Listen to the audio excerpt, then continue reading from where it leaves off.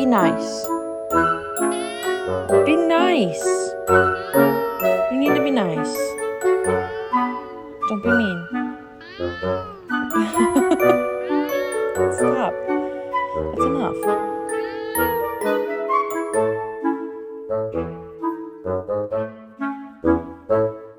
Hello, everybody, and welcome back to And They Were Classmates. Oh my God, they were classmates. We are back. It is the day before the 4th of July as of recording. And Despicable Me 3 releases today. Oh, it does. And I will see it today with all of its crowds. Is it 3 or is it 4? Oh, it's 4. They already did I was like, because I saw Despicable. It's I saw Despicable July Me 2 3rd in that's theaters. throwing me off. Yeah, that's fair. I feel like that's fair. So this week I thought it was really funny that just everything that went on this weekend. Sorry. Mm-hmm. Ace and I went bike riding for the first time in a long time this weekend.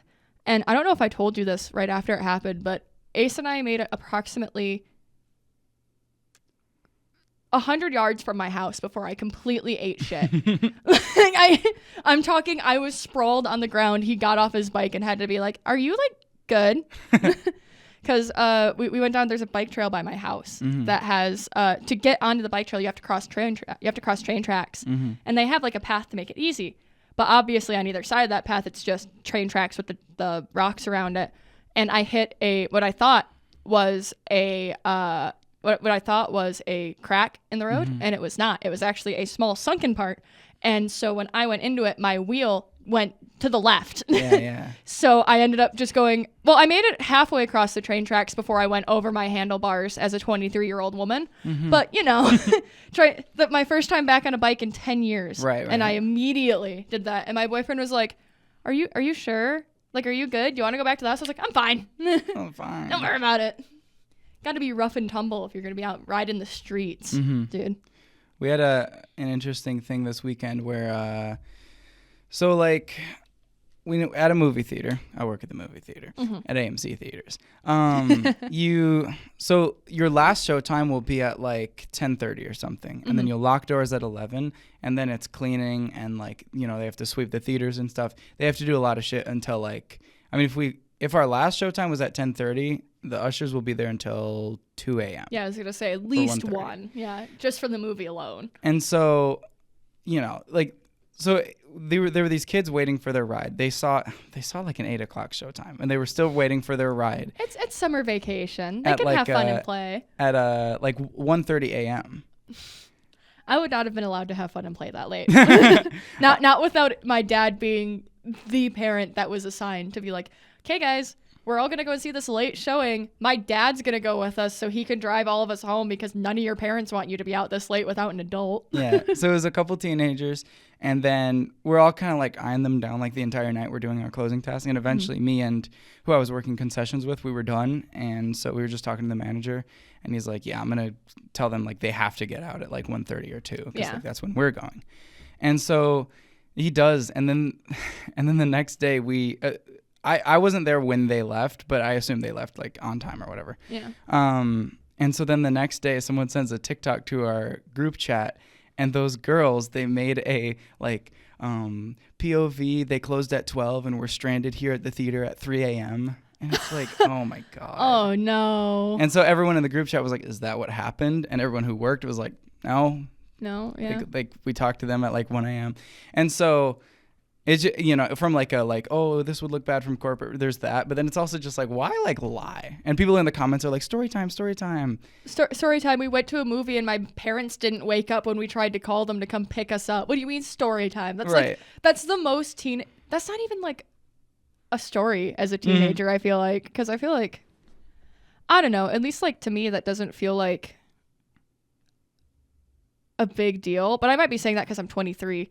but even like as a high schooler, like if that had happened to me, it wouldn't have been like something that I posted on, or at least not like, "Oh, the movie theater locked us out and now we're stranded." It would have been like my fucking dad won't wake up. Yeah. Like that's not on the movie theater. That's on your parents. First of all, why are you out that late? Second of all, why are they not picking you up? Third of all, why do you not have a backup plan?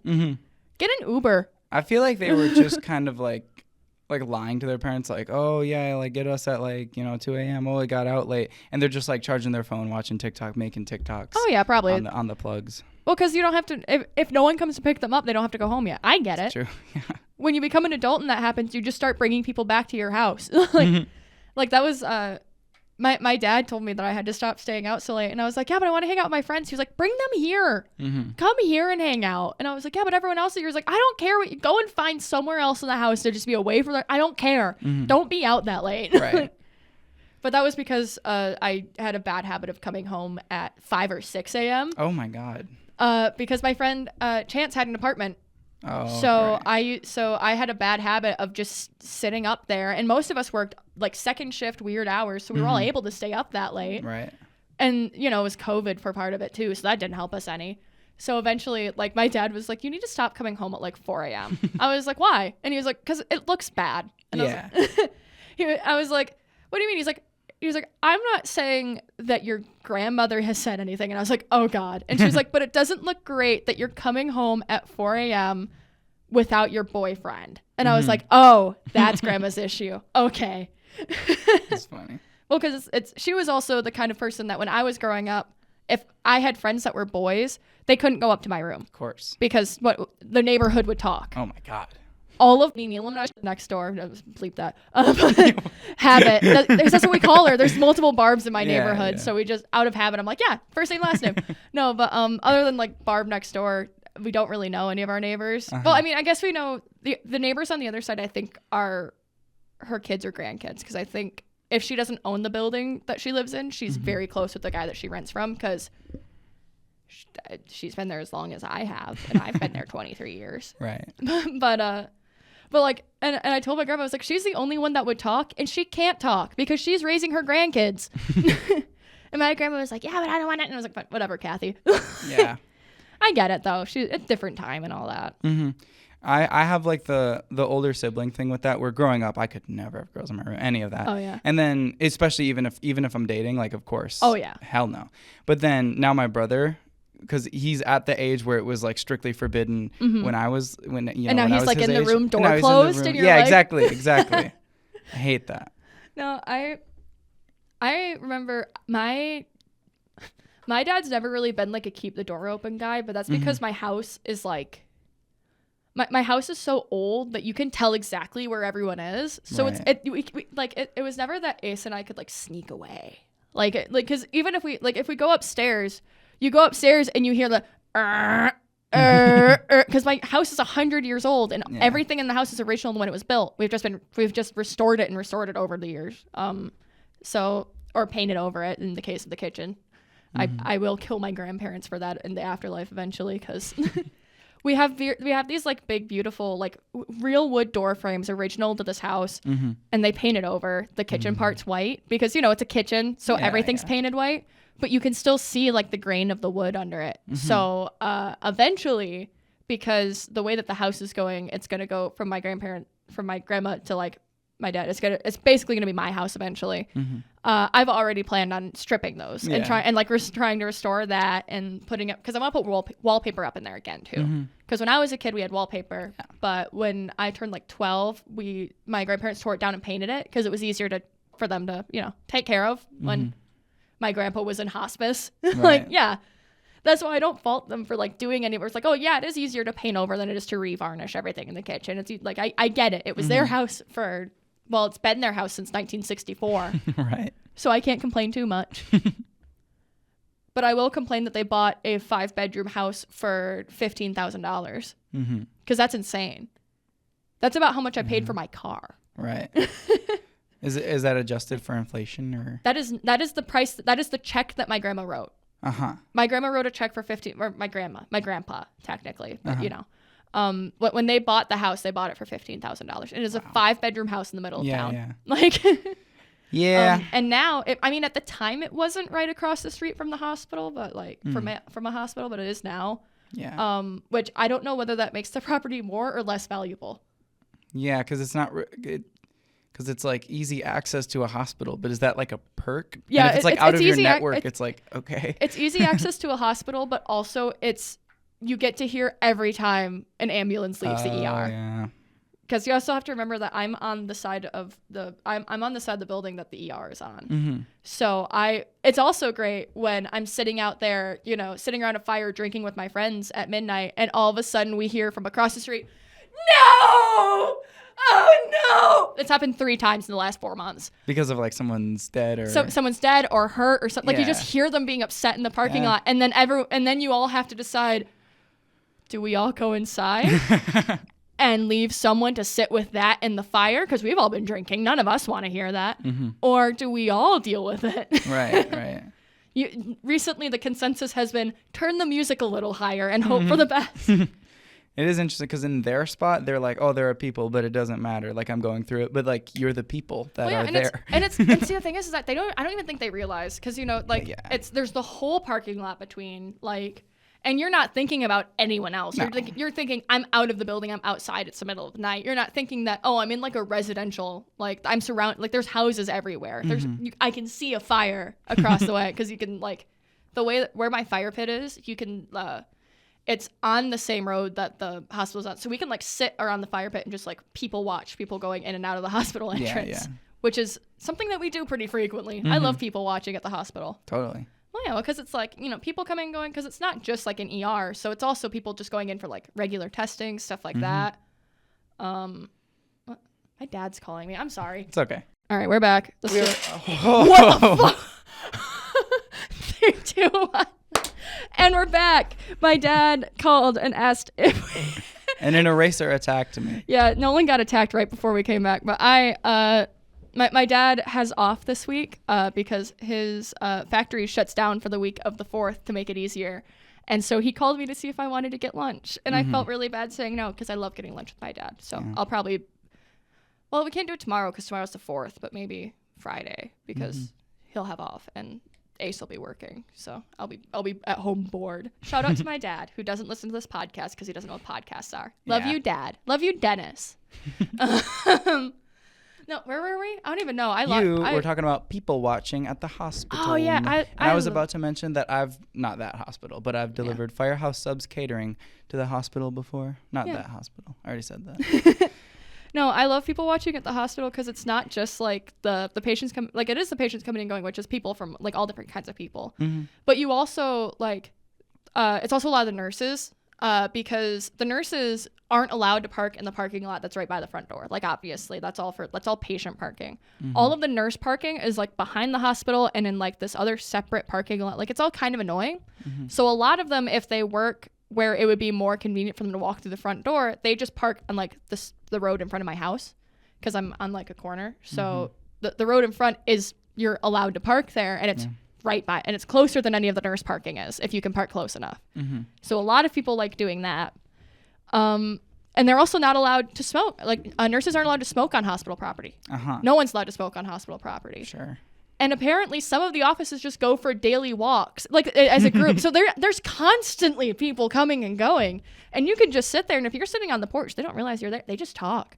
Do you know how much random people drama I know from them just walking by on the phone? Yeah. Like, I know the name of our podcast is literally from and they were roommates. Oh, my God. They were. But that's me. That's me. That's why I'd be sitting on my front porch. Like people were walking by and they're like, and she was with him, even though her boyfriend was there. I was like, oh, her boyfriend wasn't there? You're kidding. Like, no.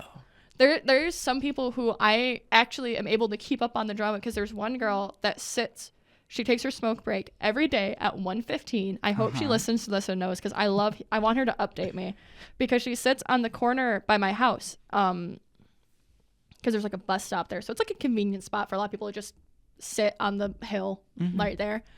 And and she'll sit there and she argues really loudly on the phone her entire smoke break, like cigarette in one hand, phone in the other. Yeah. Like, why are you calling me? I'm at work. I'm busy. That's not my job. Like stuff like that. And it makes me laugh every single time because I just sit there. I'm like, what are they trying to get you to do today, babe? Yeah. No, you can't come home and get... You have to piece it together from like her perspective and you're like, oh, this happened. No. Oh, based on that, this happened. I can tell she has an ain't no shit baby daddy though. Because he is constantly calling and asking her to come home to make the kids food. That's like the one thing that's like daily that she's like, I can't come home and make them lunch. You have to make them. It's 1 p.m. Right. Like, And I'm always like, girl, who are you leaving your kids with? Who is not feeding them every day? But you know, I get it. She's a working woman. I cannot make fun of her too much for trying to work and do that. And Totally. yeah, like my mom was definitely on the phone arguing, not with my dad, but with other people on my behalf when I was growing up. Because my mom was the one that handled all my doctor's appointments when I was a kid. Oh, yeah. So when she was calling and trying to make appointments, it was a lot of she's on her break standing in like because my mom was a server until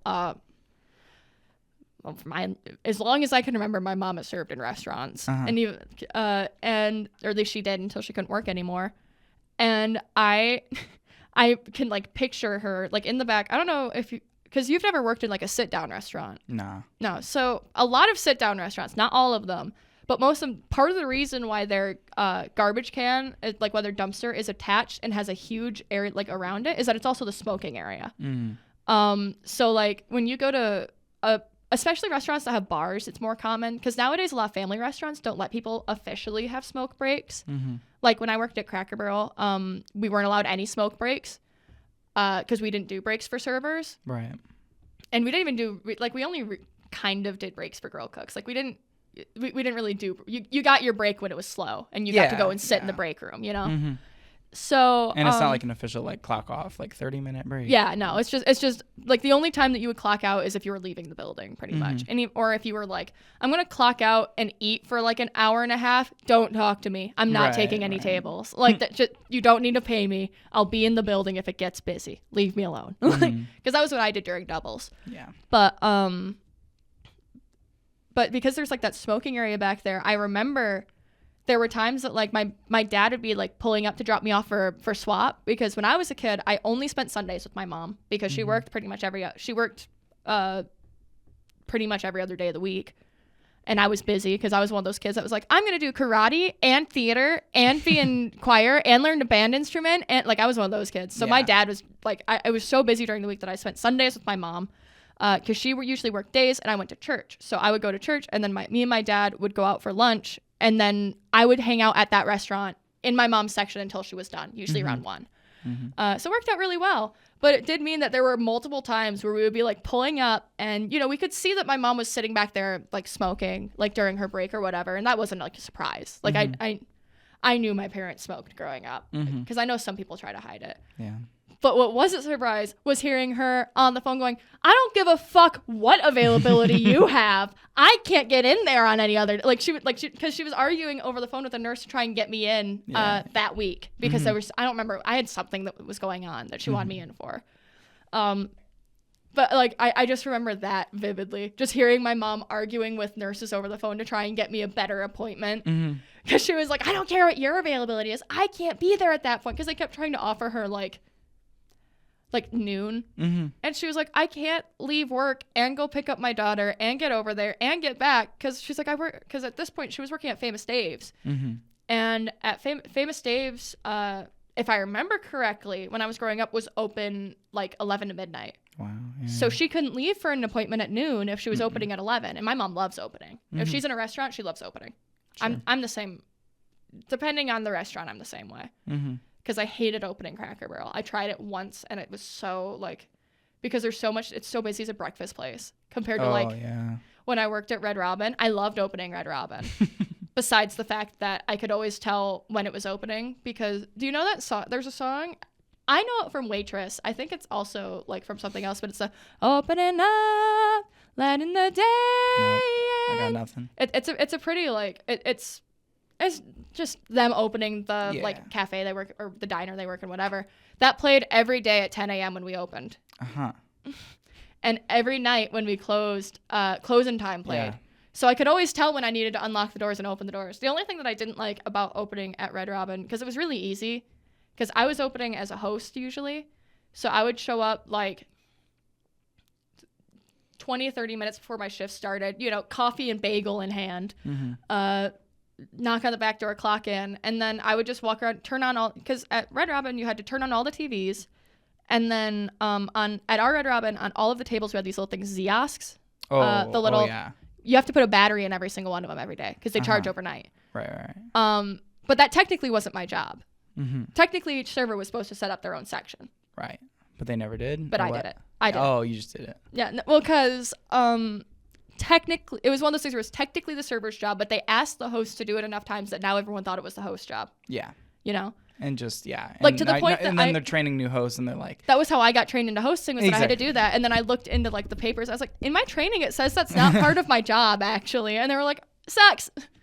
But being a server at Red Robin was wild. Or is wild. I wasn't... It was. Well, because It I got wasn't... better. I don't know, because they keep changing. Because when I was at Red Robin, they had just started what they called the service partner position. It's just a food and drink runner. So, but the thing about servers at Red Robin is that they don't run any of their own food or drinks at all. Or at least when I was there. So the way they did it was they would go up and they would greet the table and they'd ring it all in, and then we would get a little printout of what fountain drinks we had to grab, and we would go and drop them off, and then they'd take the order, and then they would ring that in, and then we would be the ones that brought out all the food. And like they were going back there, and they were still running some stuff when they could, but for the most part, it was focused on the servers just providing service. Like the SPs, the service partners, we were the ones that were doing all like the meaningful running, and we're running all the bar drinks. Because even all the bar drinks, the bartender would make them, and then she'd set them up, and then we still had to run over and grab them, which was really fun when I was freshly 18. Serving there for the first time, and I had no clue what any of the alcoholic drinks looked like. Yeah. Because I didn't know what the difference between like a mimosa and a tequila sunrise was. Sure. Like I didn't drink. I didn't drink alcohol really until I turned 21, which surprises a lot of people. Yeah. Because they're like, you live in Wisconsin, you don't drink. Yeah. I only ever worked Firehouse Subs for food anyway. And it was all right. What's weird, what always struck me weird about it is like we would lock doors at 9, and then the expectation was to be out by 9. I don't know if have I mentioned that before. I don't think you've ever that's insane. It's like, and the managers would get in a a little restaurant. Yeah, the managers would get a little pissy if it was like 9:10 and you still had a couple dishes to do.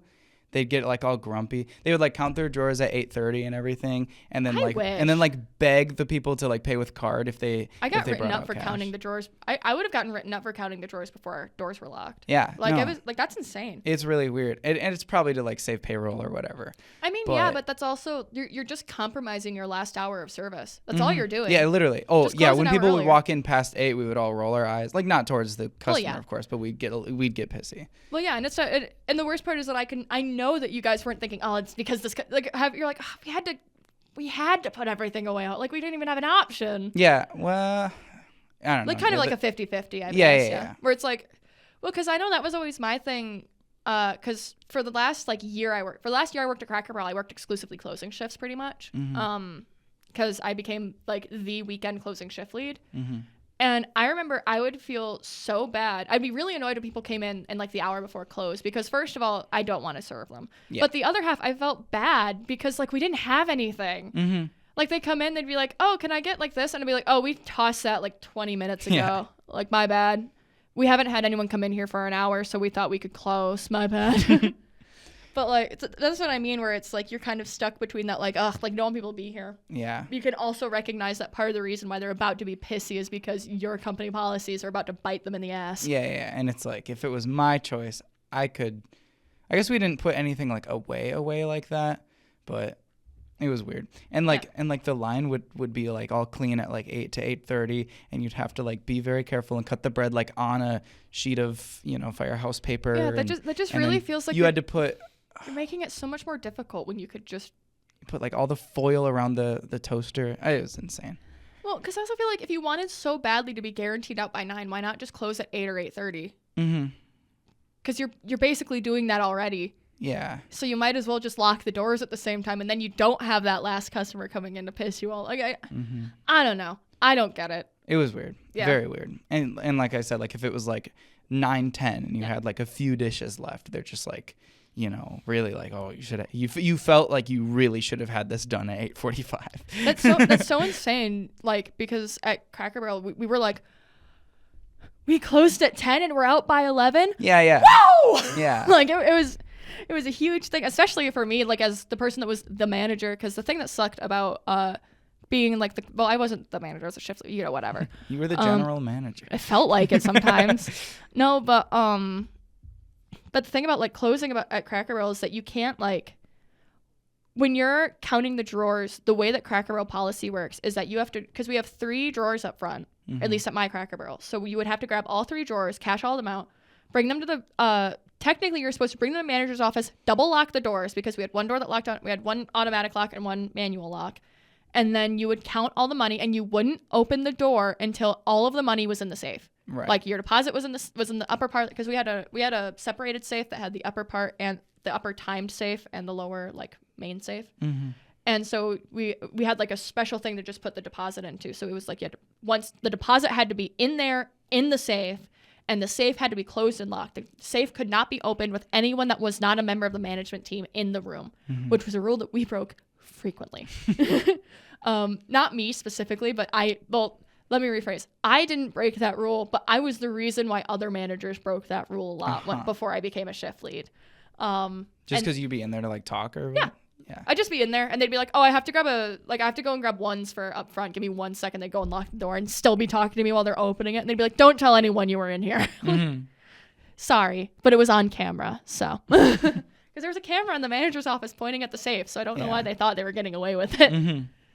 No, but that's like insane to me to imagine like the managers coming up. Because I remember people getting mad at me because I used to just throw I got to the point where I started just throwing the drawers in the safe first, and then I would let everyone out, and then I would go and count the drawers. Because I was like, I'm not gonna make everyone stand there and wait for me, especially because I know that not a single one of them is gonna clock out until I walk out that door. And you guys are gonna yell at me about that, like it's my fault that you guys need me to do all of these layers when I'm just fine just leaving I think it would have been just fine to just make sure that the doors were double locked. Because you could double lock the doors from the outside, like easily, because the same key worked. Right. So there was no reason to really like. I understood that they didn't want us to open the door because that gives people a chance to force their way in. But I also feel like I didn't have to lock up the drawers in the safe just to walk people out the door, because they also weren't allowed to leave without checking with me first, because I had to set a screaming alarm that if they walked out without checking with me first, it would go off, and it was so loud, went through the whole building. And it's the worst alarm, because it doesn't even actually do anything besides just yell. Right. Because it's just for management, because we have a silent alarm that like management triggers on the way out, so like that calls the cops and everything. But we also have that, we call that the screamer, just because that way it would. Yeah, because all it did was if you opened that door, it started being really loud and would play through the whole restaurant, so you could tell that someone had opened the door. But also because we had really old doors. Right. So sometimes it would just go off. Oh, yeah, because they get like hit by the wind or whatever. Oh, yeah, and the night maintenance. So night maintenance is like that's what ACE does. It's a position where they lock you in at close and then they let you out at open. Like Five Nights at Freddy's. Yeah, it is. He is literally living. He's lived like 365 days at Cracker Barrel now. But yeah, that's literally what it is he gets locked in overnight, and it's spooky in there because Cracker Barrel, the one in our town, is really haunted. I don't know if I've told you that before, but it's like loosely, I think. No, it's like spooky in there. But sometimes if it's like really windy and the doors rattle enough, it'll set off the screamer alarm, but not the silent alarm. Yeah. So it doesn't alert management, because the silent alarm, the management, all like the actual managers, like the general manager and like the associate managers, they would get like notification so that whoever was closest could go and drive to Cracker Barrel and see what's going on before the cops get there. But the thing is if the door just jiggled but didn't open, the alarm didn't go off, but the screamer did. Yeah. So there was one time that I got a call from my boyfriend at like 3 or 4 in the morning, and he was like, "Do you have keys right now?" Because I didn't always have keys. As a shift lead, I didn't have my own set of keys. I used the shift lead keys, but I carried them because I was always the weekend closer, so I just had my own set of keys basically. And they were like, and he was like, "Do you have your keys with you?" I was like, "Yeah, I have the keys." I didn't. Why? He was like, "Do you know the code to get in?" I was like, "No, I don't know the opening code." He's like, "Shit." I was like, "Why?" He's like, "The screamer's been going off since the manager left, and they won't turn around." Because all of our managers at that point, besides like me and one other manager, lived in Nolynn. To this day, I think almost all of them. I think right now the management team, except for like maybe one person, live in and around Nolynn. Why are they going to Wisconsin? Because they got transferred up. Worse. Oh, I see. Because our general manager got transferred up from the Nolynn store to become our general manager, and then she just kind of slowly pulled, like, one of the managers is a shift lead that she worked with. And the thing, like, Cracker Barrel management gets moved around a lot. Particularly because we have so many stores. Like, in Wisconsin, people, specifically at the Janesville store, people got sent up to.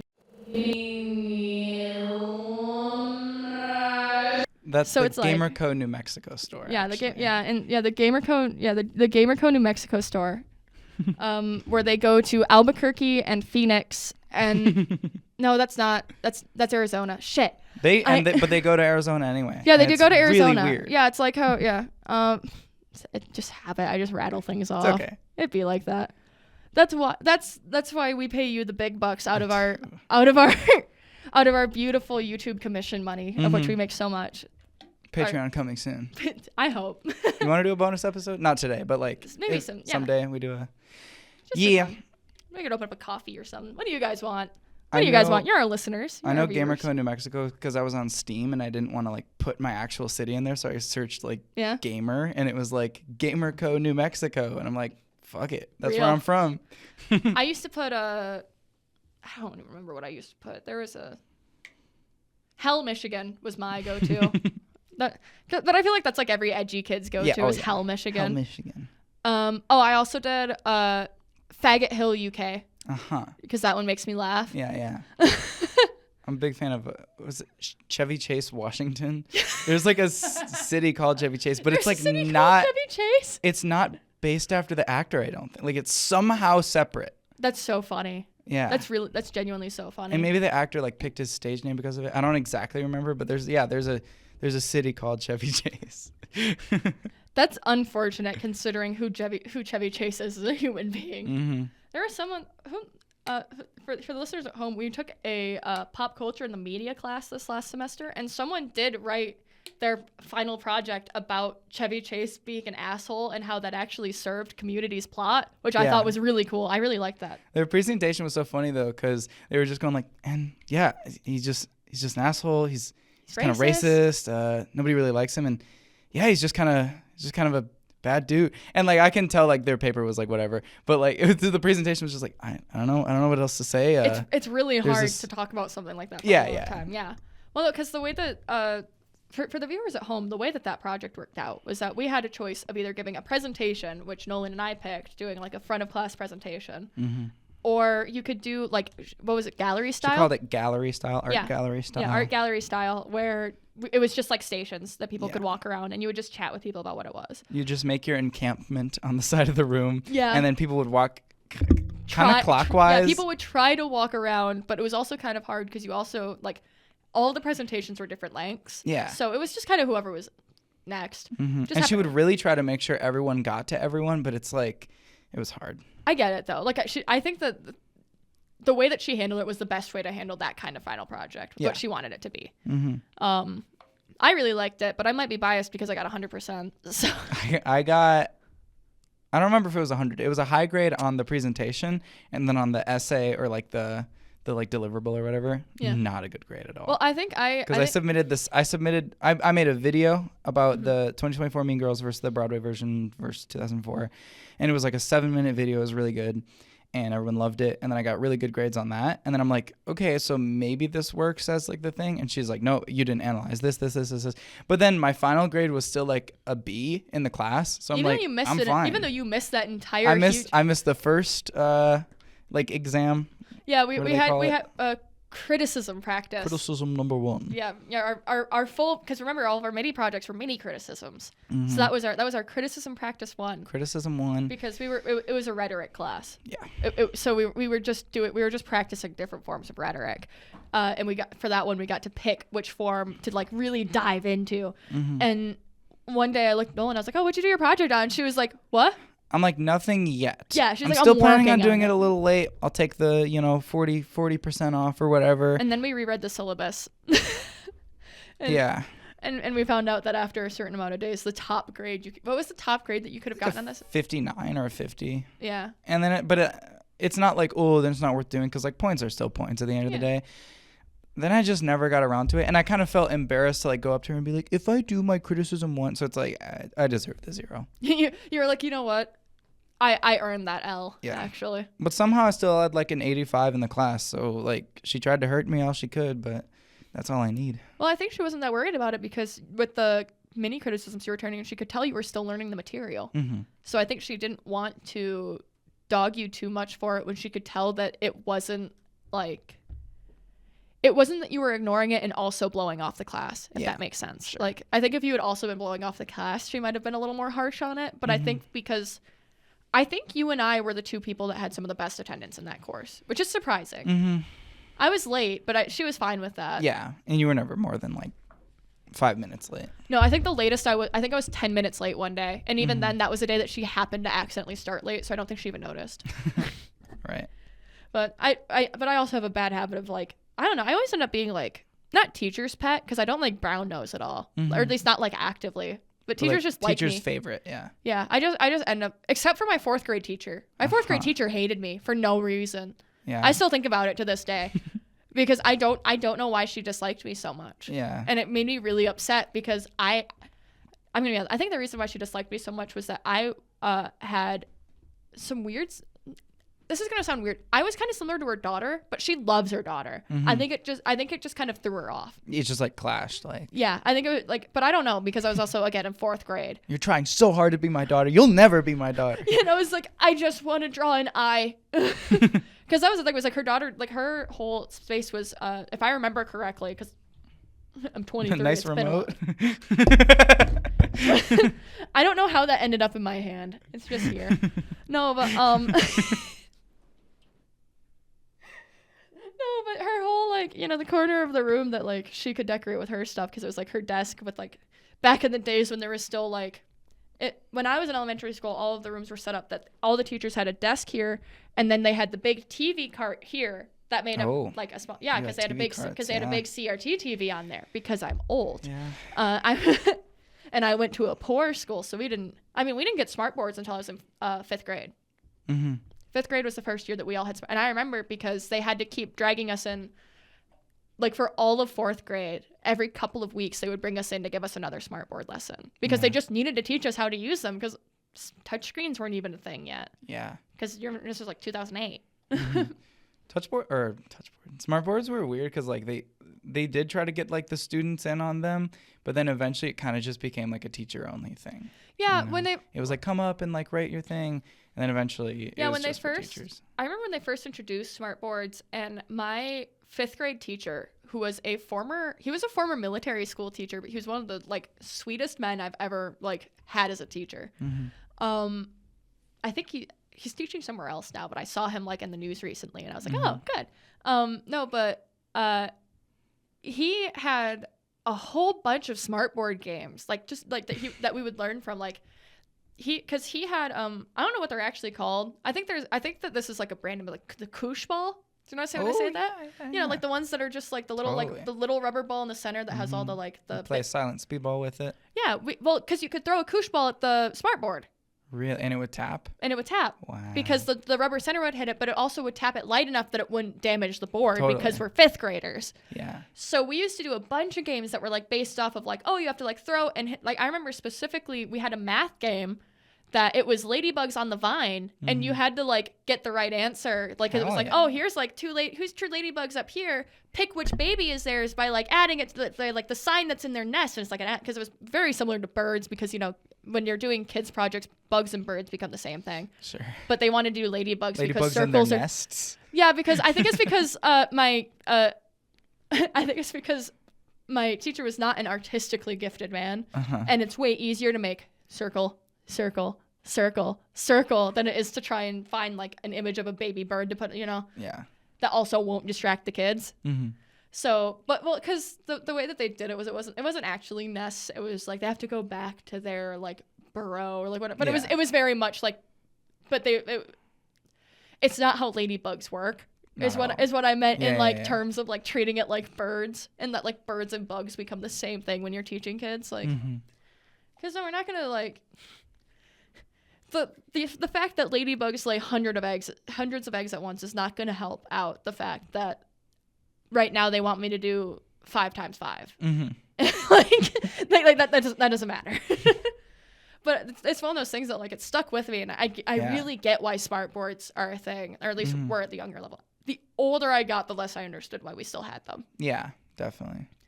But I also, at the same time, I think it's easier for me to just say, oh, just get rid of them, because I remember having like the overhead projector that you couldn't use vis-a-vis markers on, because only Expo markers would erase off of the clear transfer ones. Like, it was a whole thing. Mm-hmm. And then one year we had smartboards instead, and I kept like, as I got older, I kept thinking, I was like, I don't really need a smartboard for this class. Like, we could have just had, but if I talked about to people that were any younger than me, yeah, it was like, well, what would they do instead? And I'm like, yeah, overhead projectors. What?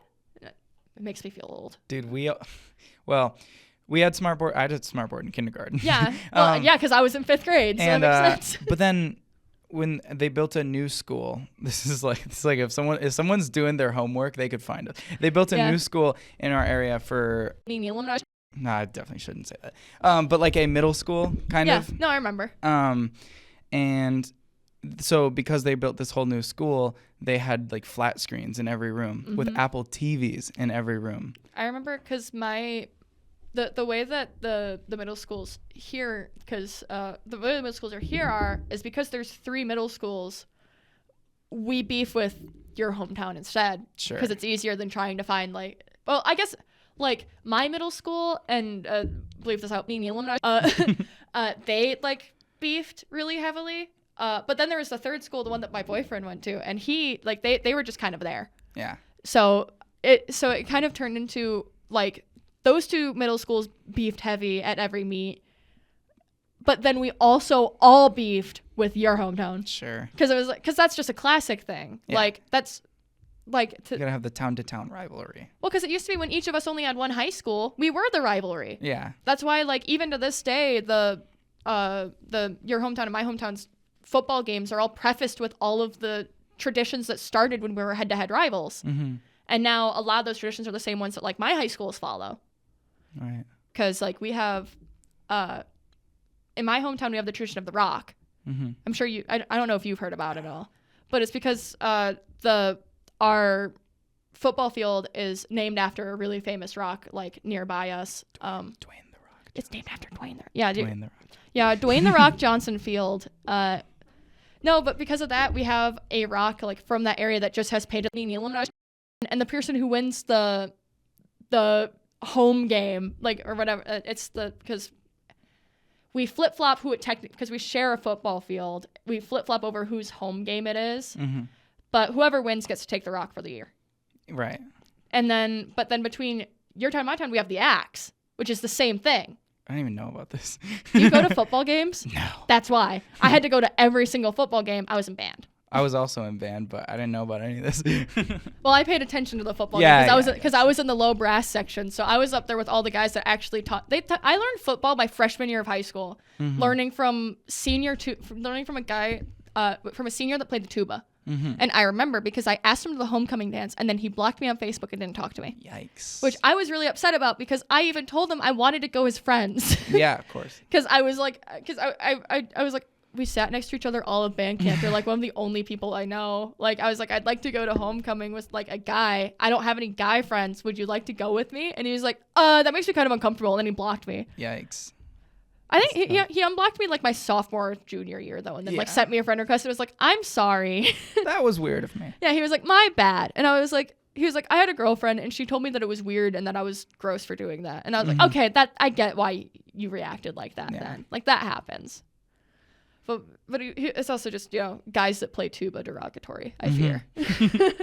But then when they put all the flat screens in there, it was a Vizio TV. Ooh. And then so the kid next to me in like our first class was he was like, they said they were going to give us Apple TVs. That's a Verizon TV. And I'm like, oh, you're like wrong on so many different levels. It's like, it's hard to like unpack here. No. It's like Apple TV is just a little box that plugs in. That says Vizio. Verizon doesn't, like, that's completely separate. That's a wireless carrier. Yeah. And I think Verizon now also offers like a cable package, kind of like Charter does. Yeah. But I have no clue because I don't have Verizon. Mm-hmm. I've had Charter my entire life. I think we've had Charter for my house and we've had US Cellular for my phone, my like for our cell phones. And if you still call it Charter, that's how you know. Yeah, I know, because everyone calls it Spectrum, but it's in my brain, it's always going to be Charter Cable. Yeah. Because I remember, well, and I think it also helps that I remember like the evolution of like how Charter became Spectrum, and that's why like I be there's Charter business, Spectrum business, and then it like slowly made it through. Yeah, and now like every time we call, and they're like, yeah, your Spectrum account, and then we'll be like, yeah, our Charter account. And they like correct us. They'll be like, yeah, your Spectrum account. Like, my new preferred name is Spectrum. Joke's on you. I'm gonna keep dead naming Charter just like I do Twitter. I do not dead name people, but I will dead name corporations. Yeah. At least not purposefully. And then for a while it was Charter Spectrum, Charter Spectrum, Charter Spectrum. You know, and now they're just like Spectrum. I thought it was really funny. I had to call because our internet went down recently, and if no one else is, if it goes down during the day, I have to make the call because my grandma has no clue. She just pays for it. She doesn't know what's going on with it because my grandpa set it up, and then she just kind of started paying for it, and we just kind of roll with it. But I had to do that, and I called, and I told them, I was like, yeah, but my Charter account, and they're like, oh, you called the wrong company, and it clicked. Because the person that worked there didn't realize that they used to be called Charter. Wow. So then I called back and I was like, hi, I was just on the phone with another person who just hung up on me because I said Charter instead of Spectrum. And they were like, what?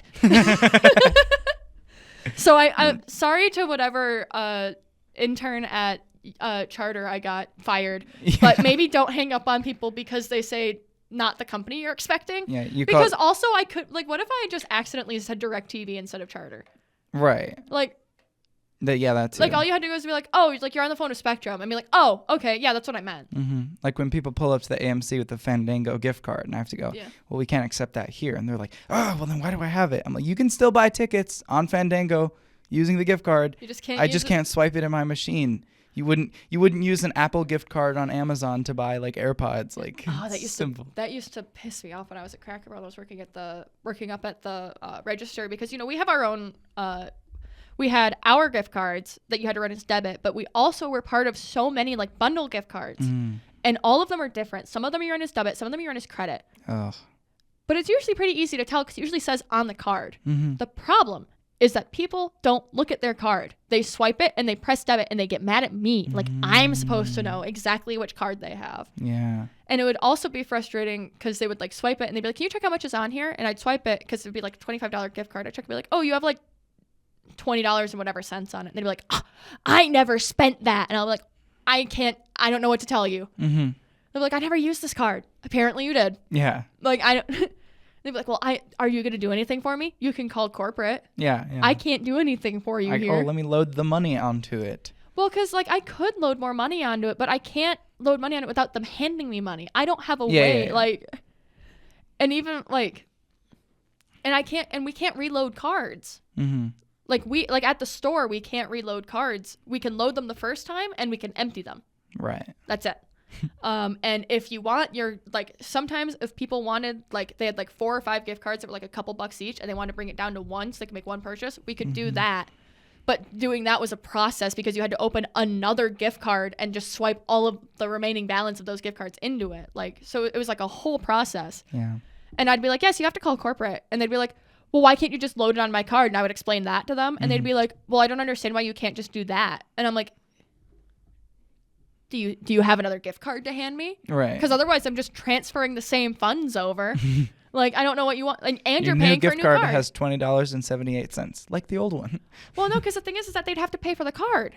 Oh, right. So they would also like, and I don't remember how much our gift cards cost. It wasn't like, because I think you only had to pay for it if you were moving it over. At least when I was there, because they kept changing the gift card policies. Because important like asterisks on all the stories I tell at Cracker Barrel. I worked there for 6 years. I worked there from I worked there from right after I turned 16. So I was there for a lot of very deep structural changes. Yeah. The entire company changed while I was there, and that's why I left, because I didn't like what it had turned into. Yeah. Talking about changes the logo now. I saw that. It looks ridiculous. awful. It looks like they made it like in Canva. It does. No, it sucks. Cracker, like that. This is gonna be the whitest thing I've ever said on this podcast. Cracker Barrel is really losing its identity. But I mean I'm with ya. But I mean that seriously. Like, as someone that was there when I started, they were so insistent on the brand identity. It was Did you so see important. the Austin McConnell video? I don't think so. It wasn't titled something about Cracker Barrel, but it touches on the same points you're touching on now of like they're losing their branding, and it comes from like like, or the reason they're like losing money and shit is like, don't try to like spend all this money on like a rebrand. Like, just like get your staff better. Well, because the thing about Cracker Barrel is that right now they're suffering because they realize that their client base is literally dying on them. Because Cracker Barrel survives off of the 65 plus crowd, and they haven't really been able to like sink their teeth into the Gen X the way that they were boomers. And that's fine. They're doing just fine. Because honestly, Cracker Barrel's kind of experiencing a weird boom with like 20 and 30 something, I feel like.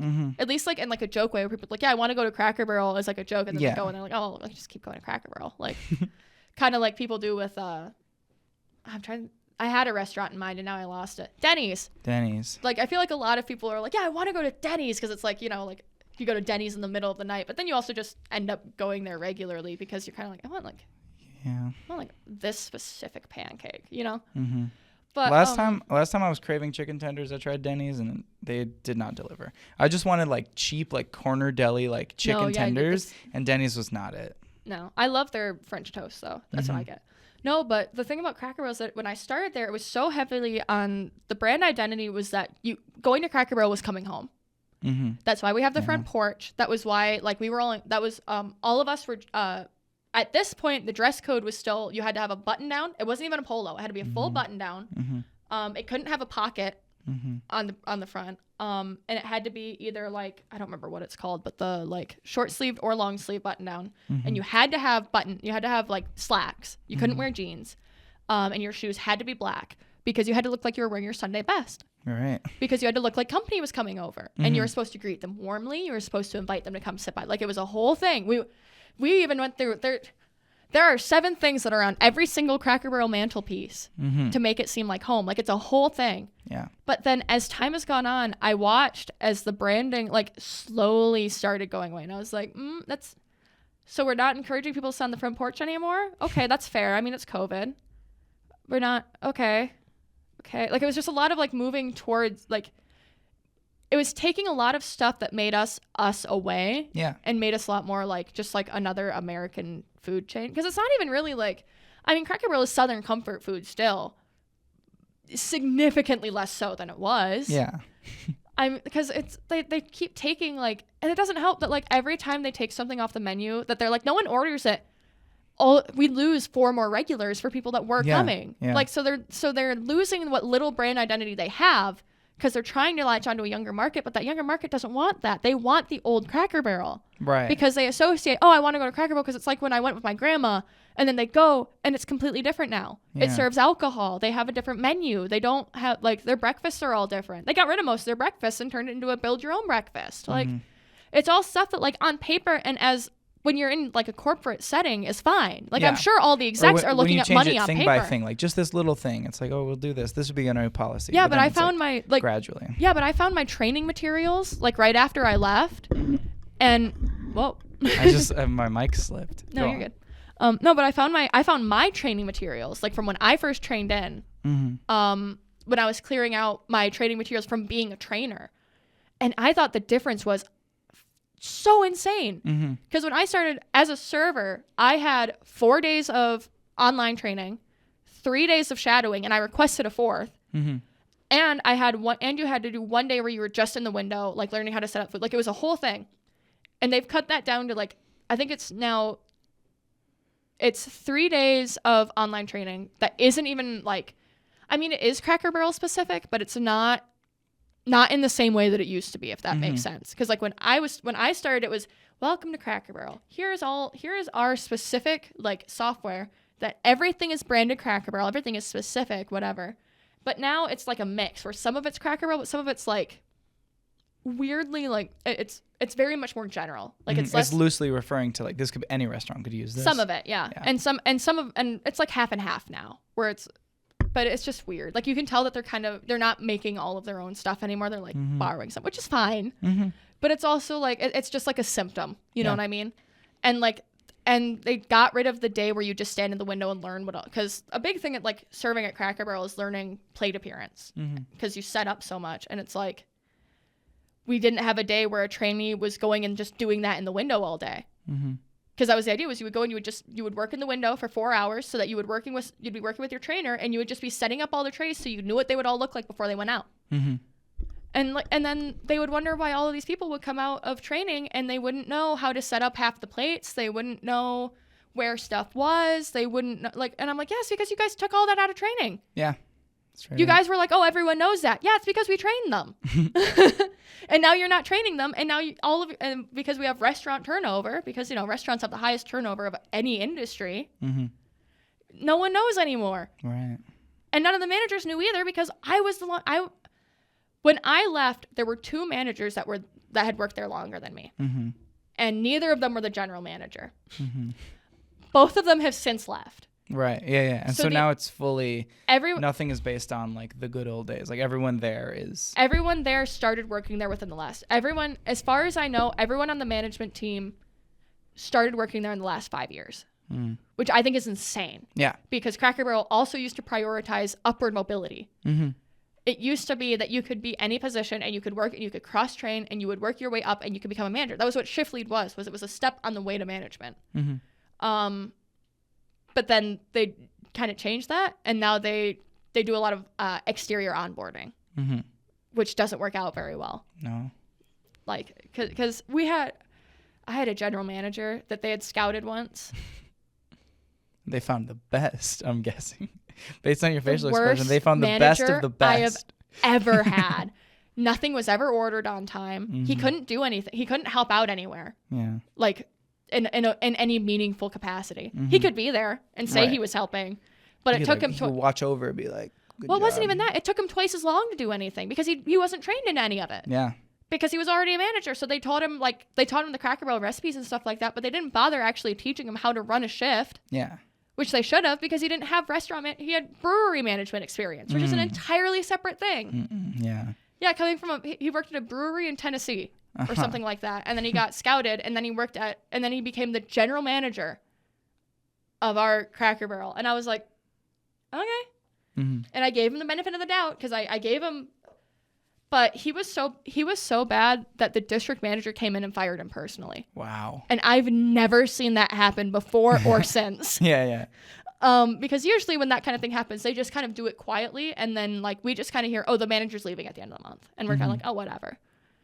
But no, that was insane. I did see that happen one other time, because we hired a manager. The same general manager hired another manager, right? And he got fired within 6 months because he hired 3 guys to be grill cooks that were his friends, and they would go and they would take smoke breaks together. So there was no one on the grill line. Yeah. And they weren't even supposed to be smoking, because again, no smoke breaks. No smoke break.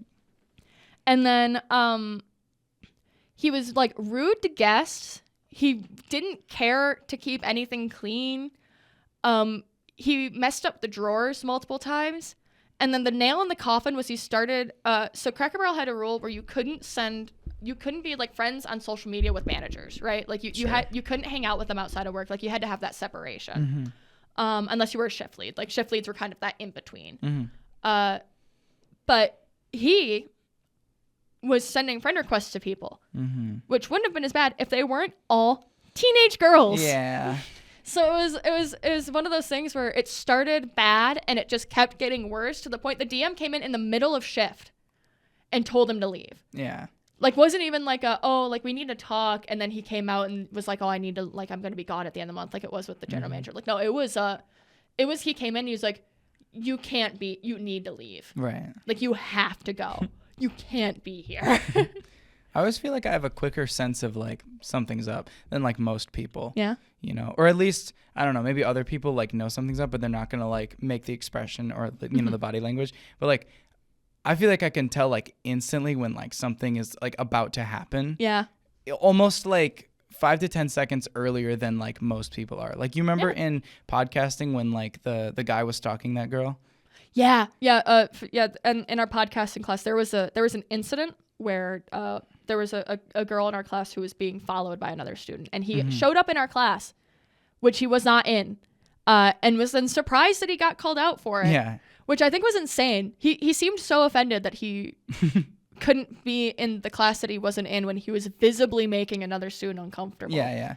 But the second she started talking to him, I knew the vibe was off, and I could hear it. Yeah. But nobody really looked like. Well, I think it was just because I think you and I had the benefit of being close enough that we could kind of hear that she was not happy with what was going. Because I knew I could tell something was wrong because I heard movement behind me, and then I heard her being like, "What are you doing here?" And I was like, "Wait, what do you mean by that?" So I kind of like tuned in a little bit because I recognize it because I got stalked. Right. Yeah. I got stalked on this campus. Like I know how it goes, and the same Trevor, because it was in Trevor's class.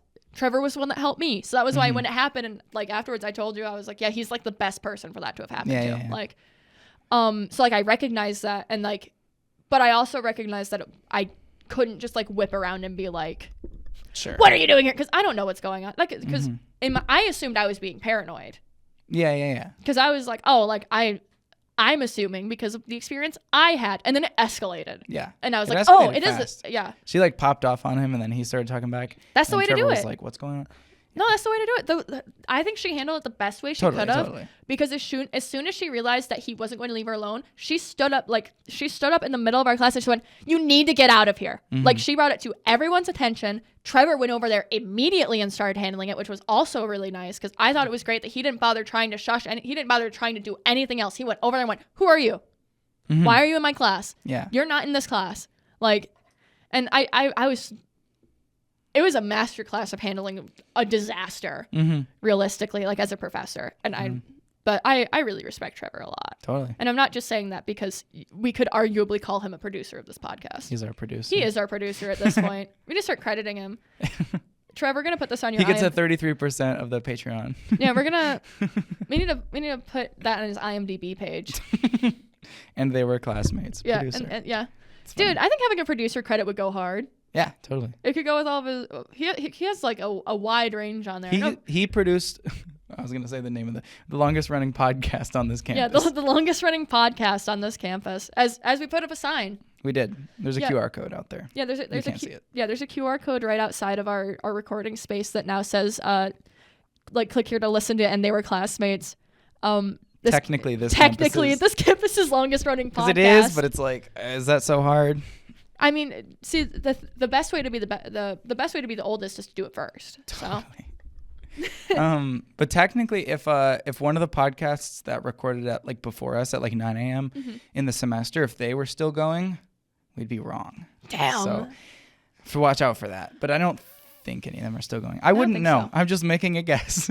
Well, I'm going by the fact that we have not deleted any audio off of our beautiful PodTrack system since we started back up. And we're still the only ones that are on there, which we probably should delete those. Someone is working out of this space, though, because now that Mac is plugged in different. The chairs were in a different arrangement when I walked in. I don't know who it is, but it's not like it's our space either, but someone is working in this space. I hope someone is working in this space, frankly, totally. Because it's a great space. You guys can't see because we can't move our cameras around, but we're surrounded by editing software and cameras and mics and stuff because ring lights. Yeah, ring lights. Because this whole room is set up with the idea of being able to use it for assignments, and for classes. So there's stuff for podcasting. There's stuff for streaming. There's stuff to make video essays. Like there's all kinds of doodads in here, and we brought in our own besides the audio system. And this institution does not have Adobe anymore. Good. Did you find that out the hard way? Yeah, I found it was last year, and then I was like, we really don't have it because I think they got rid of Adobe because of its AI stuff. Yeah. Which I think is completely fair because you can't tell if anything's made with AI with Adobe anymore because they encrypt AI metadata and anything that's created on Adobe now. That's why a lot of artists are moving away from Adobe because their art is being automatically marked as AI on social media. But I want my tuition to pay for free Adobe. Real. I think we might get other free editing software. Probably. I can't learn it. Yeah? I can't. Can't? When you're an adult, you don't like learning things anymore because it's all embarrassing and you fail. You're so you're so right for that because you say that and then I immediately remembered that how many hobbies I've dropped as an adult because I'm not like you're all embarrassed and scared. Well, yeah, because I've been like forcing myself to draw again because I used to draw a lot. Like I took art classes here. Like I love drawing, but then I kind of just didn't really for like a year or two just because I was busy finishing school. And now that I'm done, like I'm trying to get back into drawing, and now I'm not as good at drawing anymore. And then I'm like, oh, this sucks. I shouldn't draw. And then I have to be like, the only way to learn how to do things is to do them. To quote Sam Reich, the only way to win is by playing. The only way to play is by learning, and the only way to learn is to begin. Yeah. So, because that's how he starts Game Changer. I love Game Changer. I was watching Game Changer while I got ready today. Nice. Because I watched Dropout for background noise all of the time. Because if I'm going to pay for arguably the most reasonably priced subscription service I pay for, then that and Spotify, I think, are the two most reasonably priced ones, because I pay for Spotify Duo. So it becomes worth it again. Yeah. But, you know, I very much look up to the Dropout cast in terms formerly College Humor, right? Formerly College Humor, yeah. Well, Dropout used to be part of College Humor. Yeah. I clicked onto their most popular, and it's so funny how many of them were just boobs, boobs, boobs, boobs, boobs. Because that's like how the internet probably still runs. Oh, yeah, absolutely. Well, because the thing is that you have to remember that Dropout was part of College Humor. Because it was College Humor originally, and then from College Humor was born Dropout, which was their paid subscription service from by Sam Reich, which I think now Dropout owns the College Humor brand. Sure. I think when College Humor went bankrupt, they bought it so that they could continue producing, because they just basically hired everyone from College Humor. But also, like, Dorkly came from that, if you remember that. That was just another, like, nerdy, it was a lot more of, like, nerdy pseudo news type thing. Because, you know, this was all in, like, the BuzzFeed era, where it was all, like, communication. It was just, like, you know, 100 communications majors in a room making internet content for 40 hours a day unpaid that should have been way higher, you know? 40 hours a day. No, 40 hours a week. That's what I meant to say. Sometimes it is 40 hours a day. 40 hours I put in. Yesterday felt like 40 hours a day for me. And it wasn't even, like, a bad day. I was just awake for a long time. Because I woke up at 7. And because I wake up at 7 every day to go to the bathroom. I don't know why. I just do. Yeah. So I did that, and I went and I laid back down. And I sleep in my living room. I don't know if I've told you this before. I sleep on the couch in my living room, because with how old my house is, the upstairs, it's impossible to temperature control. And all of the bedrooms are upstairs. So I sleep in the living room where it's easy to control the temperature, and there's a couch that I can lay on. I've done that for the last, like, 10 years. Yes. I'm a couch sleeper. I love sleeping on couches. Let's all replace our beds with couches. That's what I'm saying. I'm replacing my bed and upstairs with a couch. I'm not even, or a day bed, technically, which is basically a bed couch. I took the basement couch to my room. There you go. That's what I sleep on now. Yeah. And actually, when I'm in, like, a hotel and I have, like, the queen bed to myself, I'm, like, uncomfortable. I can't sleep well. Yeah. Because it's not a couch. No, yeah, I'm the same way. And it's the thing that helps me the most. It really helps having a boyfriend in that case, because then he becomes, like, the back of the couch for me, where I can still, because I don't know about you, I tuck myself into, like, the corner crevice. Absolutely. Yeah, you both arms under, because then you're supported, so you can still breathe. So. Yeah, and then you're just in there. And it's also great to, like, watch YouTube videos, because you can set the YouTube video up there, like, with the pillow. It's great. I love it. I have this down to a science. Yeah. But I was doing that, and my uncle also sleeps in the living room. He sleeps in a lazy boy on the other side of the living room, because he's one of those guys that he sleeps, like, you know, like, just laid flat, like, flat back in the chair. But I went back to lay down, and I'm also the youngest person in my house. I don't know if I've told you this, but everyone else in my house is retiring age or above. I'll put it that way, because my dad's the youngest sibling, and he is math, because his birthday's actually next week. Wow. Happy birthday, Dennis. That'll be next episode. Yeah. I'm doing math in my head. 65 is 2024. My dad's 58. He turns 59. And, you know, obviously, like, my Uncle Don is his older brother. He is 63. My grandma's 90. She turns 91 this year. Or no, she is 90. I don't remember if she was born in 33 or 34. One of the two. Yeah. But anyway, so he has the TV up to 30, which doesn't sound very loud, but I play Fortnite. Ace and I play Fortnite at about between 15 and 18. Oh, right. So it's loud. Yeah, yeah. And he's also watching something. He got a smartphone recently, and he still doesn't quite get the etiquette with it yet. Yeah. Because he listens to videos at full volume. Right. So he's like watching, on the phone, full volume. Yeah. It's like But he's also, like, watching it like this, because he's on what's it? Coco Fun. Coco Melon. No, what? Coco Fun. It's an app. Okay. It's it's one of those apps that was made just to show people memes, like kind of like iFunny is, that kind of fell out of favor after a while. Yeah.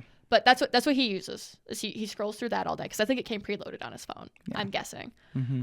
But hearing everything he's watching at full blast and the TV, and I was like, great, okay. So I'm laying there and I'm, losing my try not to get overstimulated challenge. Yeah.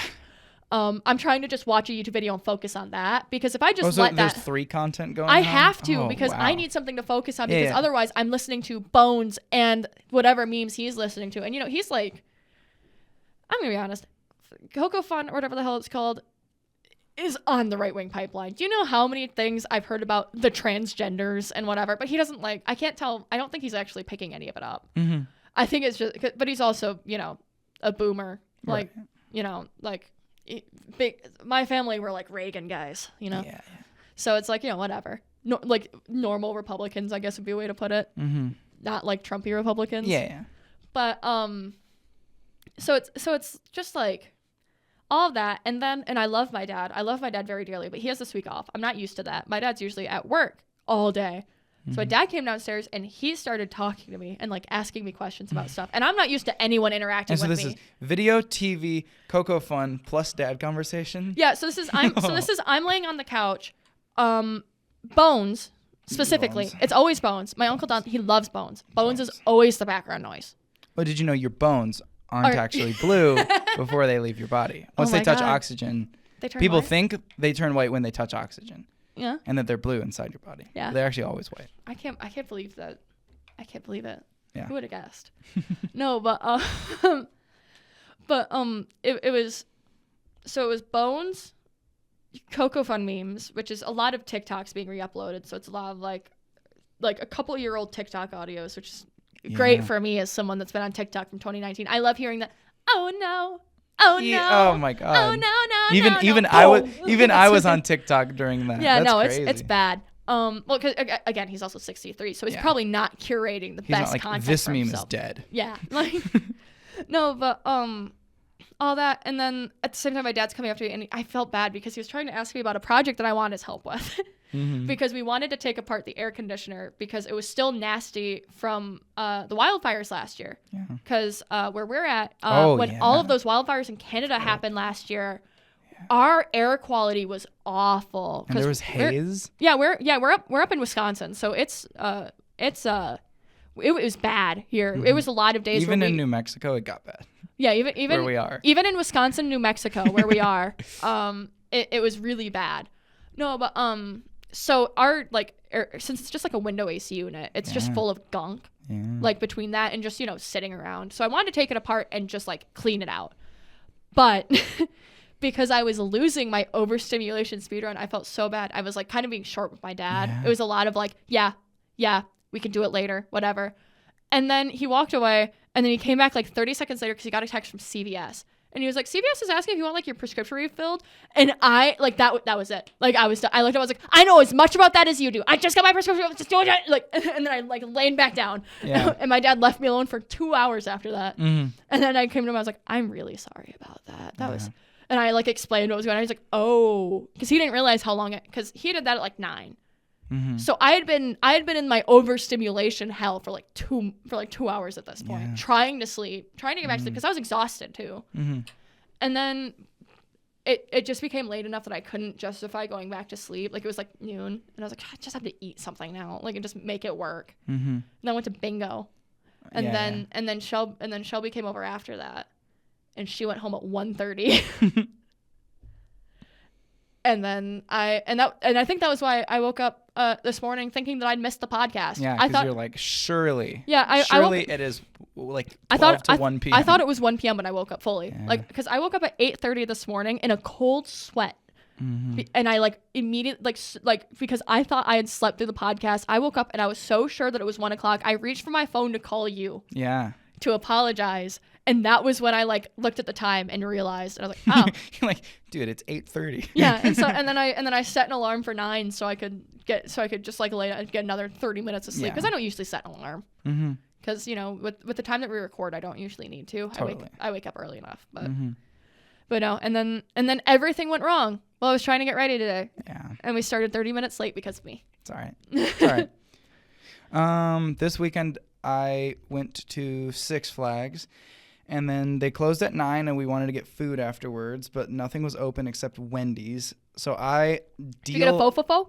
What was Sorry. that? Oh. Did you get your 4 for 4? I deal fofofo? maxed, and I rewards and deal maxed, and so I'm about to lay this out. All right. So crispy chicken BLT, junior cheeseburger, junior fries, blueberry pomegranate lemonade.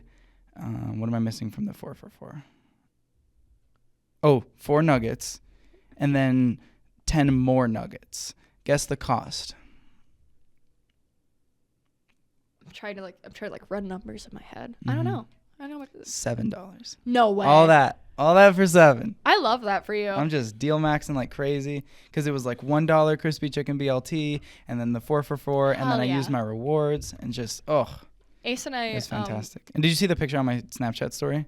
Yes. We all got Wendy's, and it came in a huge like catering bag, and it was the best Wendy's of my life.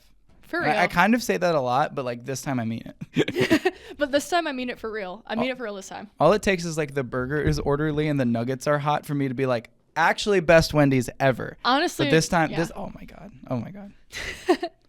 No, usually when Ace and I are trying to deal snacks at Wendy's, we just get the 50 nuggets. 50 piece for 15. Yeah, it's so cheap. It's not bad. Well, because we do that, and then we split a large fry, and then skip the drink.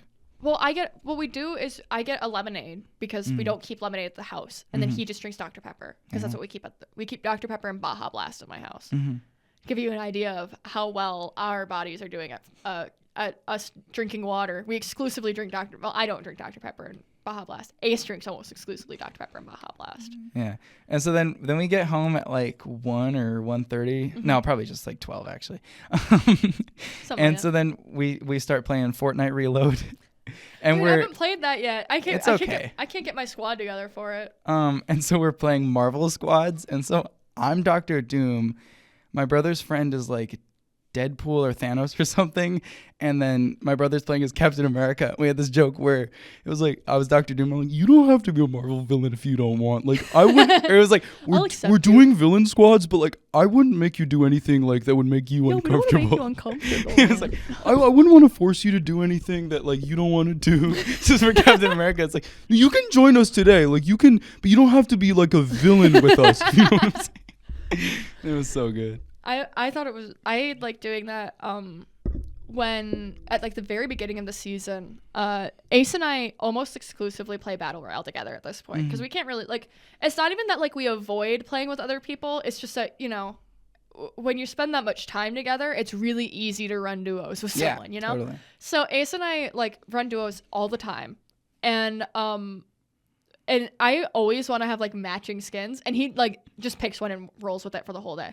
So I've made it a game now to figure out how many of my skins I can get to match with whatever skin he's picked that day for like whatever bullshit reason. I've used ones where like because he doesn't buy skins really. I buy him skins because I want to match. The only skins that he will willingly match with me with are Han and Leia. Because I bought I bought those for us because I was like Ace, this is for me, this isn't even for you, this is about me. But besides that we don't have like any like actual duos like besides battle pass skins. So because I have a crippling Fortnite sort of V-Buck addiction, and you only started in December. No, well see the thing is my justification here is that I started buying skins with a gift card that I was given. Yeah, that's how it starts. That's how it takes. I was because my friends Blake and Shelby, they're the ones that got me into Fortnite, which is really funny because Blake doesn't play Fortnite with me anymore because you say I'm cranking 90s. He's like, that's not 90s. Yeah, no, that's one of the things that I do. But also, he just gets mad if he loses. Like if he doesn't win, then if you don't win within 3 games, he's gonna log off, which is insane to me. Yeah, because that's like TikTok dopamine fasting, but it's like it's weird. Because the only time I ever get that upset that quickly is when I have because I play on Switch, so that's me arguing with the hardware. Yeah, because those are days where I'm like, because there's been days where I've only gotten like 3 rounds in because I'll look at Ace, I'll be like, I was pressing forward and I just stayed still. I can't keep playing. Like, Like, I need to go outside and touch grass for a little bit because I'm getting too mad about not being able to move forward in Fortnite. Do you ever like actually touch grass? I did it one time. No one like told me to, but I like took my socks off and I like put my feet in the grass and I'm like, I actually had to do that to self-regulate the other day because I got so like I genuinely had to do that with playing Fortnite the other day because I was getting so frustrated with my Switch that I was getting so frustrated that I was becoming sloppy, which wasn't helping any. And I love Ace. I really do. But I am his carry. So if I'm not doing well, we are not doing well. So it which is also funny because, again, I've only been playing Fortnite since December.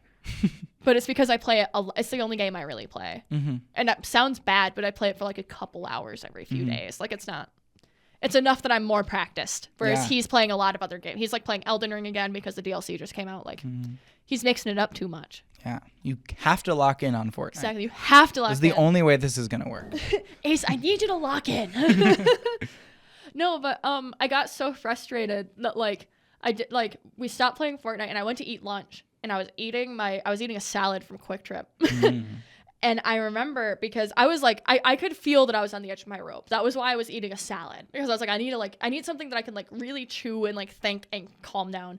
And then I dropped my salad with French dressing onto my white blanket. Ugh. And I shit you not, I literally went like, yeah, like, yeah. And I like because it was so bad. Like I just reached the end of my rope and I got so mad. I like got up, I cleaned up my salad, I slammed it down on the table, I grabbed my blanket and I shoved it down the chute and then I like took off and I wasn't wearing shoes and I went outside and I paced circles in my yard for 20 minutes. Yeah. And then I felt better. And then I came back inside and we played Fortnite again. Yeah. I'm ready to return to Fortnite. And I came back and I think the hardware will be okay this time. Yeah, I think this time it'll be fine. The Joy-Con drift will be manageable. Well, it wasn't even that. It was literally just that because sometimes because I've abused these Joy-Cons now because I've had my Switch since 2019.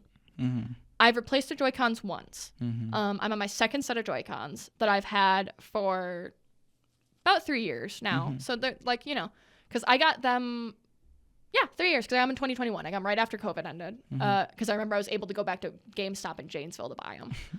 And so it's not like drift or anything. It's just the actual, like, the way the Switch is. Yeah. Because there's just that you play in handheld? Yeah. I play exclusively handheld because then Ace plays on TV. Yeah. So so that way we can sit next to each other and I sit there on the couch with my handheld plugged in. He sits on the TV and he plays on the big TV. And it's also great because it means that both of us can like show each other our screens when we're done. Yeah, totally. Fully cheating. But but so we were doing that and it's just it's sometimes when I push forward, like especially with the cars, it's really laggy for me sometimes because the Switch just can't, especially in the Nitro Dome. Yeah. I can't drive when we go to the Nitro Dome, like legitimately, because I don't get Nitro enough. Drome. Yeah, I don't get it. I don't get enough FPS for it legitimately. So we have to swap drivers if we want to go to the Nitro Dome. Wow. But so sometimes when we're in like a fight and I'm trying to jump in the car and drive forward, it doesn't because it's lagging. And that's when I start because I'm doing everything right. It's the hardware. And I know that it's the hardware. And I know I could fix it by buying a better, I could, even just playing on a TV would be better. But I don't feel like playing in a separate room from Ace. Totally, But that's also why I thought it was funny. My friend Blake accused Ace and I of cheating because we both play with the sound locator on. And I'm like, everyone plays with that. And he was like, I don't. And I'm like, that's because you have headphones. And then he started playing with it, and now he likes it. Yeah. But that's because he started playing Fortnite on PC. So he originally didn't use it. For a while, they would do it where if you had that on, it would mute 3D audio, so it's not like cheating too much. Yeah. And then they just hit fuck it and turned on 3D audio for people who use visualized sound effects. And it makes me mad because it makes the game look really ugly for me. I hate it. But, it's so OP. If you're trying to win, you probably should have it on. Well, it's also just, I think it's also important to preface with, I learned to play Fortnite running squads, 4 people in one room. We were doing LAN party style, Blake on the TV, Shelby and I both with our handheld, I had a handheld Switch. She, unfortunately, couldn't use handheld mode because one of her Joy-Cons was broken. I thought you were going to say Switch Mini. I'm like, oh no. What happened was that she had to use a Pro controller. So she would have to tabletop. so she would have to use tabletop mode, which means you can't see anything. Oh yeah. Because it's a switch screen. Mm-hmm. So she was doing that, and then it was Ace on a second TV, like a second smaller TV that was their office TV that we would move to the living room. Mm-hmm. And they would hook up the Xbox to that, and he would log into Xbox Live and play that way. So we would be running 4 people on one Wi-Fi router running squads. Mm-hmm. So like that, but that was when I was learning. Then we weren't really focused on winning. It was just teaching me and Ace how to play because we knew that we didn't have a shot. Like, but we did the first time. Have I ever told you the first Fortnite game I ever played? I won. I mean, yeah, bot lobby. Well, no. Like I mean, like me and Blake ran duos. For like once I was out of bot lobbies, and the first like real match I played, we won, and I was so happy, and that's why I buy Fortnite skins. Yeah, I've been chasing that high ever since. Dunning-Kruger effect. I'm really good at this. Oh shit. Yeah, no, genuinely, it's the worst. I think we have to call it. We're running out of time. Are we? Yeah, I think so. We've been I want to go to a 30. We haven't done a 130 since our first episode. We can do a 130 today. I'm upset. Angry. Yeah. This is what I have to do because I was 30 minutes late. So this is your punishment. 30 more minutes. Time to pay my penance. 10 more push-ups. Yeah. Oh, have you heard? You haven't heard about the Mama Owl stuff on TikTok. Nope. You have no clue what I mean by time to pay my penance. Nope. That was insane. I guess I could use the last 5 minutes to talk about TikTok drama if you don't care. Unless you had something you want to talk about. So there's this woman.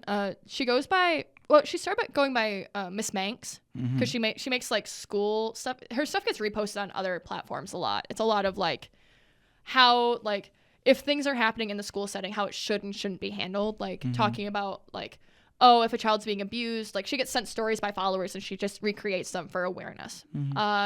Right. So she started going by Miss Manx. Now she goes by Mama Owl.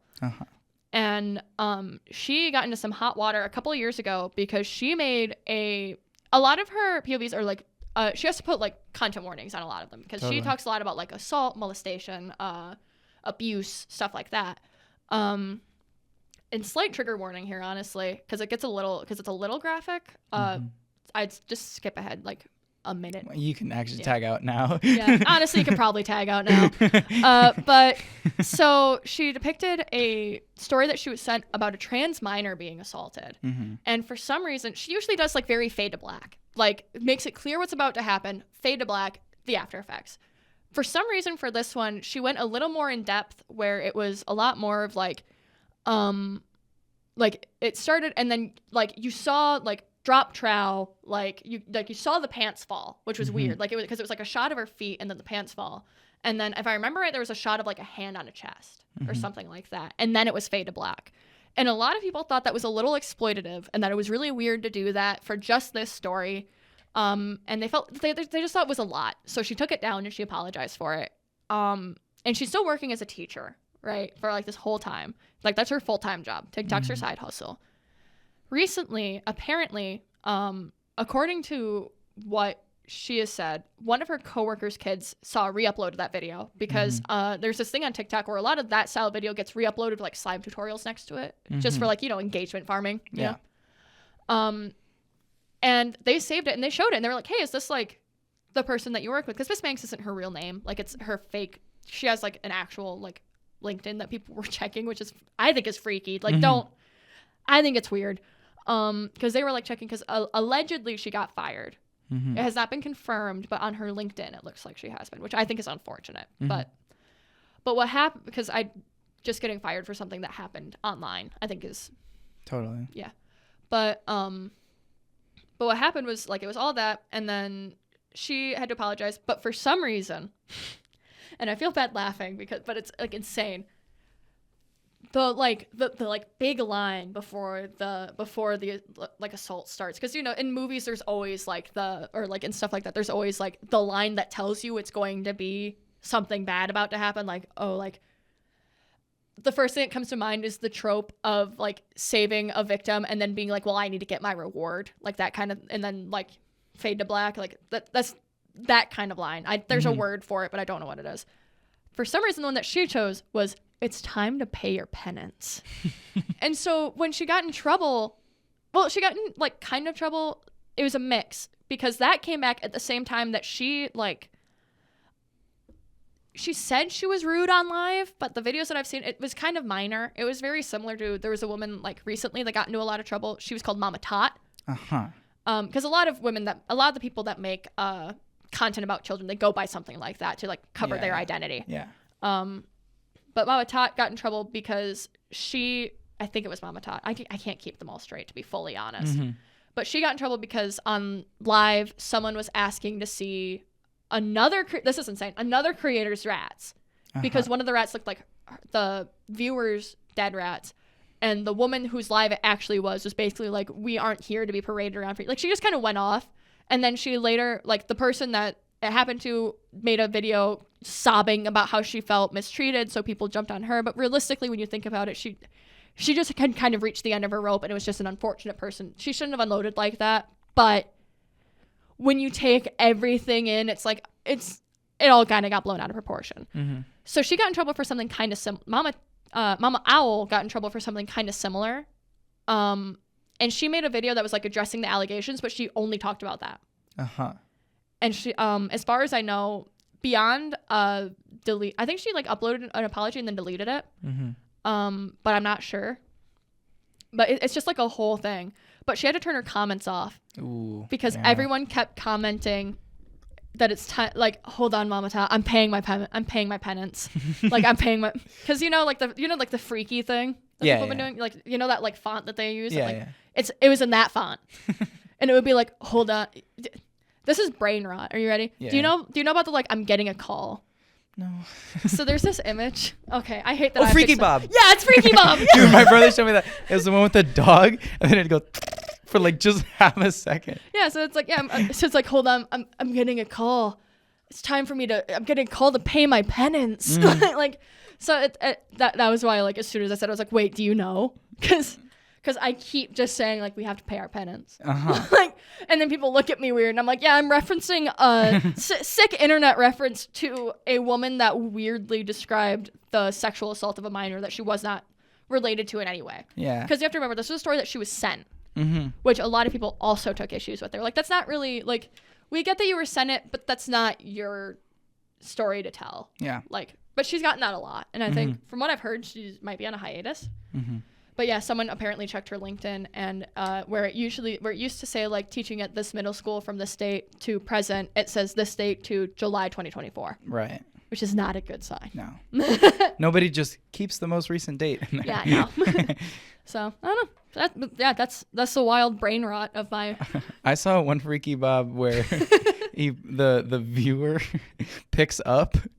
And then he goes, he's in like a Spanish accent for some reason. He goes, thank you for picking up. No one really.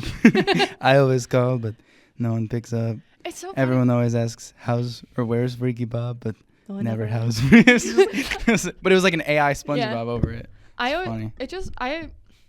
I think the freaky meme is really funny, specifically because me and Blake and Shelby and Ace, like all of us have been using that meme for like 2 straight years. Like our entire friendship, we've all been like, dude, I'm gonna get freaky style on you. Like, do not like, well, because we're also like, we're also like gamers of the internet. TM. We're like sometimes like to censor our.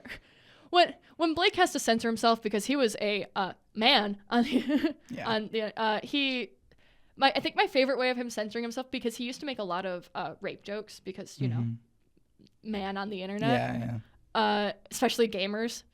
Now it's I'm gonna touch you, which is really funny, and I've picked up, and I feel really bad because you know how often I get shot and I'm like, I'm gonna touch you for that. You're gonna get touched. We have instead of KYS, we just say it JYS, but it's not like Jill yourself. It's just JYS. I maybe because it's close to the K. I don't really know it, but it's right there. JYS. No, I ran into a really unfortunate thing, just being like, this is going to sound bad. Being white on the internet in 2016 did irreparably horrible things to my psyche. Because I was, unfortunately, as someone that was really into YouTube, a big iDubbbz fan. Ooh. Yeah. Ooh. Yeah. Ooh. Which is really interesting considering who I am now. Yeah, totally. I thought it was really funny because I legitimately, for like the first half of high school, maybe I was one of those people that was like, you have to use a slur to get rid of its power. So Sure. I was dropping NF. Like, I'm not like, wow. well, and it didn't help that I was like surrounded by like black friends who thought it was funny, and they'd be like, and they'd be like, you should say it because it's funny. Like say it again, and I'm gay, so I can say the other one. Yeah. So I was like, yeah, cool. I have full permission. Yeah, I was like, cool. I have permission from my black friend to say hard R. That's not how it works. Pen, pineapple, apple pen. Yeah, but when you're growing up in a small, in a very, to be quite honest, a really racist city with a very racist past, no one really corrects you unless it's like a teacher that hears you. And I never used it in a derogatory way. Totally, I never used it directed towards anyone, but it was just like, I said it because I thought it was funny. Yeah. And now looking back, it makes me cringe. Like, it's awful. Like it's, and I like, but then I remember like what sphere I was in at that point, like internet wise. And it's kind of a miracle I didn't end up on the alt-right pipeline. Like, I'm genuinely surprised I'm not sitting here as like a trad wife, like, like influencer. Like, I could have been Nara Smith. Right. Even though she's not like weird about it. I don't, at least in my experience, but I don't follow her. So what do I know? But I just think, but that's part of why I'm like, I only say slurs that I can reclaim, which like but like that's one of those things where like I it sounds so bad to say, but like it's realistically like it's just how existing in like, especially as someone that's existing in queer circles, queer people love reclaiming. Totally. Like, even more so than most other groups.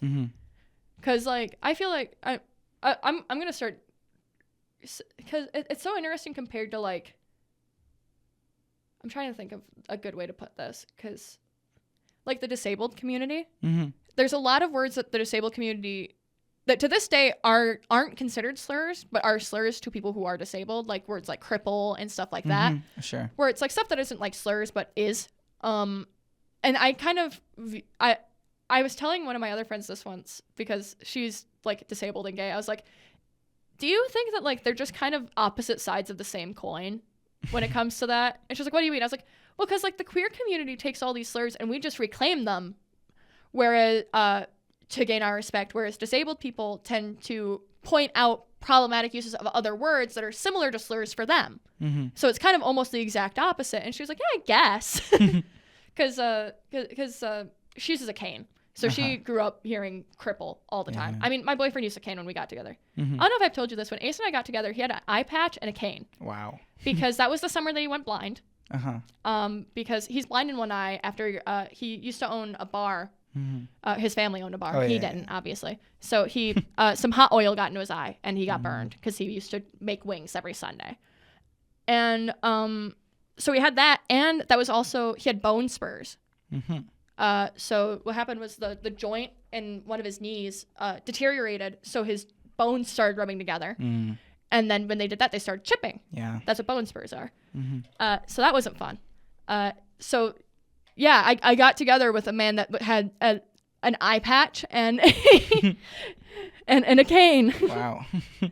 And a lot of people, the amount of times we would walk by and people would call him a pirate was actually really funny. Yeah. Because it got to the low hanging fruit. Yeah, like it was like, yeah, cool. At least you're using that one, because the other half was people calling him cripple, and that was a lot less fun. So I don't know. Yeah. I think we did it. We did it. We reached hour 30. We did it. We're past an hour. We're almost an hour 40. Oh my goodness. End it now. Just fade to black. No, we will catch you guys next week. Well, I will have stories about Bristol next week, because I'm going to the Bristol Renaissance Fair this weekend. Nice. Catch me there. There's going to be like tens of thousands of people there. I don't. It's only one of the top rated Renaissance fairs in the country. So it is legitimately, I think, the top rated from last year. Yeah, it's really cool. I love it. What I go every year. I go every year, at least once a year, because my dad's birthday always lines up with opening weekend. So the nice thing about his birthday being July 11th is that, it's when the Ren Fair opens the weekend after the 4th of July, usually lines up with his birthday pretty well. So we're going to go to the Renaissance Fair. So I will have tales of being drunk in a funny costume, probably. All right. Probably. We'll see. Yeah. I might also just be like, I'm poor. I spent all my money again. I got my card freeze last year. I need to be careful. Yeah? Yeah, I legitimately got my card freeze at Bristol last year. Did I not tell you that? No. No, yeah, I bought a a handmade leather belt that has like pouches on. It's beautiful. It's from this company called Kraken Whip. I would definitely recommend checking it out if you like Renaissance fair stuff and if you have money to burn. Which I say that specifically because it's all handmade. They all come with lifetime guarantees. So I spent $350 on mine. Wow. Which is the most expensive piece of clothing I've ever owned. Barring like prom dresses and stuff like that, which I don't think counts. And I love it, but I had to call my bank and get my card unfrozen after that because they were like, this has to be fraud. They were like, this is a suspiciously large. Well, it doesn't help that most purchases that you make at Bristol are out of state, technically, because it's like right on the border. So the taxes are weird, but also because most of the people that are there aren't from the area. They travel from all over the country to go and vend at this fair. It's what they do. So, when I was getting charges from Arizona, California, Texas, Illinois, Wisconsin, Texas. Hey, yo, pause. This is Nolynn in post. Apparently, my mic just cut out, so I'm going to be redubbing the last minute and a half of this podcast for you. You're very welcome. And then I had a $350 purchase. They were like, doesn't sound great, actually. Surely something is happening. And then to call me like, no, I'm just fiscally irresponsible. No, I'm just spending $350 on that. I don't know, maybe for the Halloween. Maybe when we do a Halloween episode, I'll wear the costume in. We have to wear costumes for the Halloween episode, right? Halloween episode. At least. I'm going to be dressed up for all of October, but I'm going to force you into a costume for Halloween. Dude, all right, we will catch you guys next week. I'm so sorry. We just opened up a bunch of socials. We started a Twitter. We started a TikTok. So check those out. I'm leaving if you want to keep updated with us. And by updated with us, I mean I genuinely can't tell what I'm saying. On there because I don't think we have any posts. posts. Do the whistle though. I think we have a couple posts on Twitter. I think, but I haven't posted anything on TikTok yet because that's mostly my baby. I haven't edited the TikToks. I gotta make slop. You have to make slop. That's what we do. And it says stir the trough. Put the slop in the trough. Stir it. So stir it. Yeah. So we will be stirring up some slop for you guys, and we will have some nice fresh food in the trough for you guys. Then next I did the week. whistle. So we'll see you then.